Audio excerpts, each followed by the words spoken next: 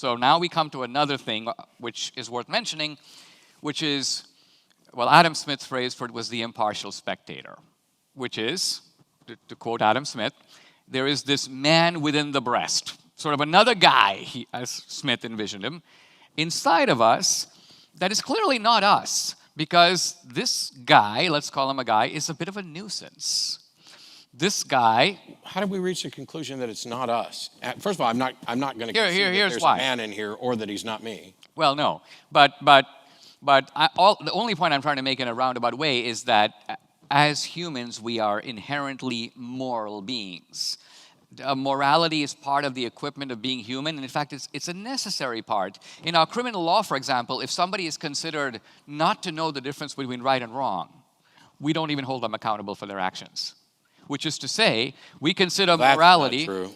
That's not true?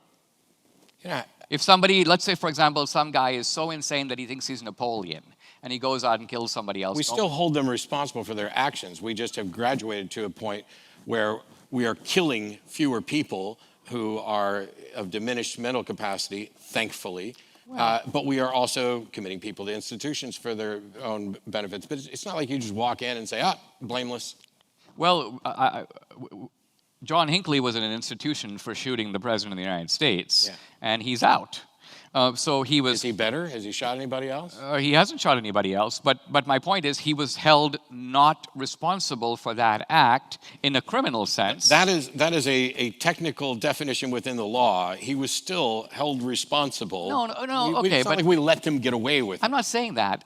What I'm saying is if somebody has no moral comprehension whatsoever, we basically call them a psychopath or a sociopath. And all I'm trying to say is that that's a way of saying that you are outside the human community because the normal moral equipment that the rest of us have that comes into play. So just for clarity, you're suggesting that those individuals, and I would stay away from diagnostic terms normally, but psychopaths, sociopaths, they don't have that inner man. I'm saying if society makes a determination that someone is, in a sense, a psychopath or a sociopath, they are considered, in a sense, outside the normal moral community of human beings, not accountable to the same... So for clarity, we start off with this, we all have this, and now we've identified a group of people who don't have it. And I'm saying that those people who don't have it, or at least have somehow... I'm not saying they weren't born with it. I'm saying I agree. I do think that our moral equipment, like our other equipment, can be damaged. It can be destroyed. It can be squelched. It can be brutalized. So yeah, let's assume that there's somebody who's gone through whatever experiences that have caused them to be morally anesthetized. Okay. And so, for example, they could bring in a little dog right here and joyfully stomp on it as the audience gasps in horror. Or if you want a more mixed reaction, a cat.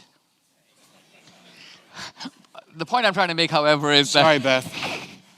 The point I'm trying to make is just this, that we, in trying to understand the cosmos, we don't just understand the physical world, which is the domain of science, I agree. Sure. But I'm saying we have to understand ourselves. I couldn't agree more that we should understand ourselves, and I think that one of the biggest problems is that there are a number of assumptions that... The biggest problem humans make is probably asking the wrong questions, like, what's the purpose of my life? As if it was externally imposed and extant as a real thing that you could discover, rather than I make my own meaning and purpose in life. But when we're talking about this moral being, I would presume... Wait, I mean, you just made an absolutely ridiculous statement, so I have to pause a little bit here because I'm sort of... That's fine, because you make a ridiculous statement well, and I'll be able to do the same thing, yeah.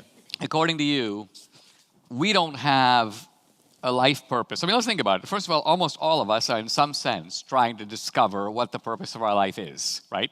And there are huge industries devoted to this. There are talk shows devoted to this. It's a quest that just about all of us, probably most of us in the audience, are on. And you're declaring at the outset that it is a quest, according to you, that has no answer, or at least has no external answer? No, it is a quest that I don't see any reason to think that there is an externally imposed purpose.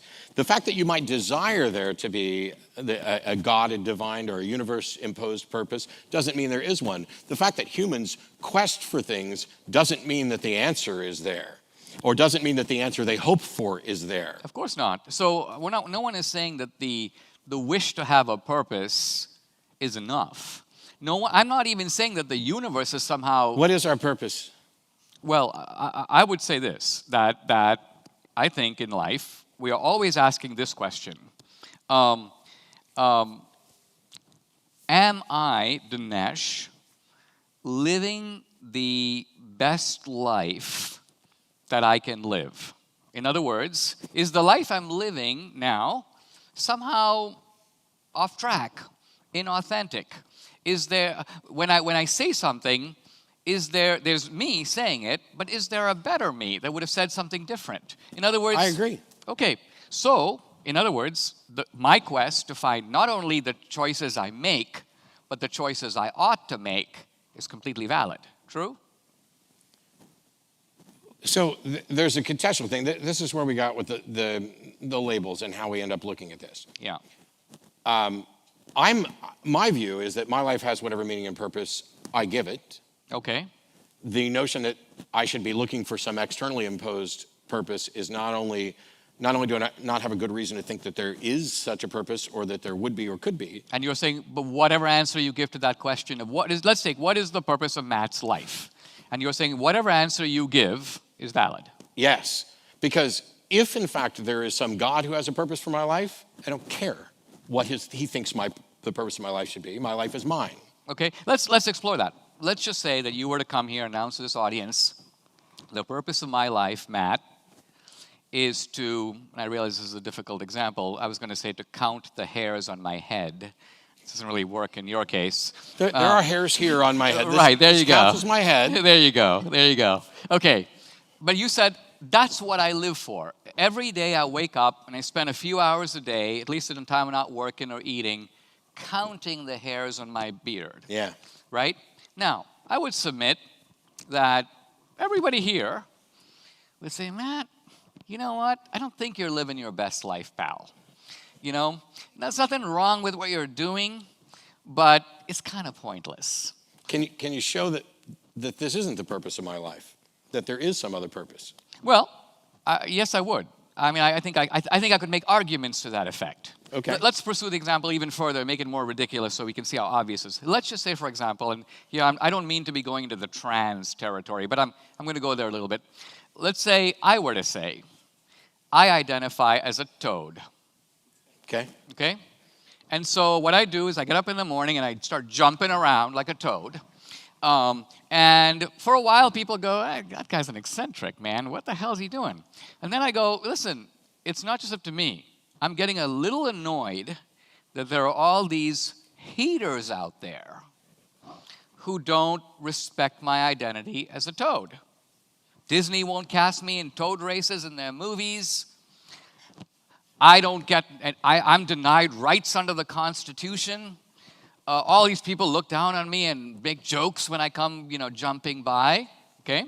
So, and my point is not that I've decided to become a toad. My point is I've always been a toad. I'm just a toad in a human body. Okay, now, and I seriously press this. You would come to me, I think, and say, Dinesh, you are a member of Homo sapiens. You're not actually a toad. This purpose of your life that you have ascribed to yourself is based on some deep psychological disorders. You have very poor self-perception of who you are as a human being. And who you are as a human being is you're a son, you're a brother, you're a graduate of an Ivy League college, and you make movies. Go do those things and find a better, a higher purpose in life than jumping around in a dirty pond. You think that's what I would come to you and say? I hope so. Unless you... I hope so. You may... No. You might come back. You might come join me. Because first of all, I'm not a busybody who worries about what other people do and how they feel and what their views are. It's not. But also, that's not. But also, I try to avoid fallacious arguments. And in fact, you are a Homo sapien. But Homo sapiens include multiple different genders, and the fact that someone's gender identity doesn't match what you think it should be is none of your damn business. Well, hold on.